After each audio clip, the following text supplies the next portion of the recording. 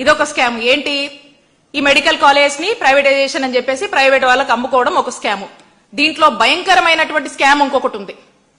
అదేంటంటే మనం చూస్తా ఉన్నాం, చంద్రబాబు నాయుడు గారు చెప్తా ఉన్నారు, ఇవన్నీ ఈ మెడికల్ కాలేజ్ అంట ఈ ప్రైవేటీకరణ చేసి మళ్ళీ దీంట్లో ప్రైవేట్ వారి బొమ్మ మాత్రమే ఉంటుంది, చిన్నది ఉంటుంది, కానీ మొత్తం అజమాయిషి మనదే.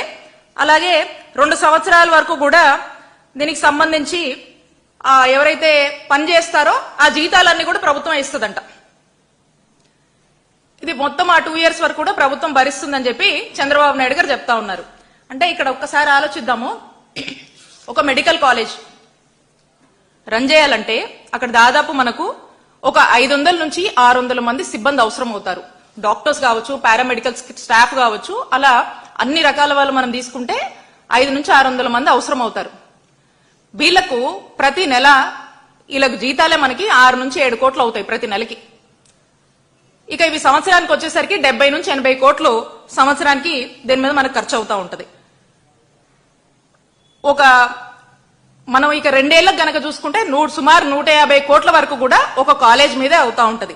అంటే ఒక్కసారి ఆలోచన చేయండి, ఇక ఒక్క కాలేజ్ పరిస్థితి ఇలా ఉంటే 10 కాలేజీలకు ఎంత అవుతుందో ఒకసారి ప్రజలు ఆలోచించాలి.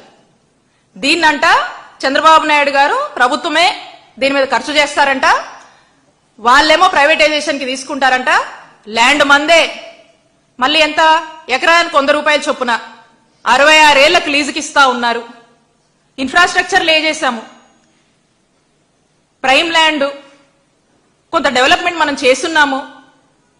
మరి ఈరోజు ఇవన్నీ కూడా ఉన్న పనంగా ప్రైవేట్ వాళ్ళకి అప్పజెప్పి మనమే జీతాలు ఇవ్వాలంట. అంటే ఒకసారి అర్థం చేసుకోండి, ఒక చేతో ఇటు మనం ఇస్తూ ఇంకో చేతో మనం ఇటు తీసుకుంటున్నాం.